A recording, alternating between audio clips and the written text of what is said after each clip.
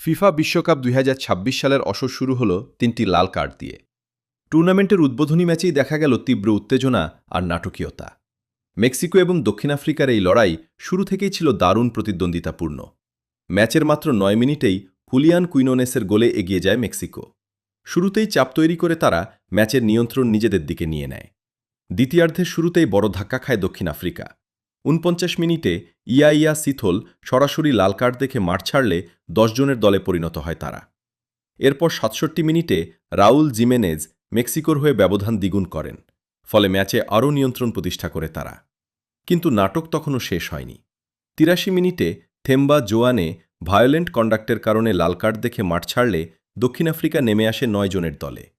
আর ম্যাচের একেবারে শেষ মুহূর্তে ৯০+২ মিনিটে মেক্সিকোর সিজার মন্টেসো লাল কার্ড দেখে মাঠ ছাড়েন। সব মিলিয়ে ৩টি লাল কার্ড, অসংখ্য উত্তেজনা আর প্রতিদ্বন্দ্বিতায় ভরপুর এই ম্যাচে শেষ পর্যন্ত জয় তুলে নেয় মেক্সিকো। শিকড় টিভি, কানাডা।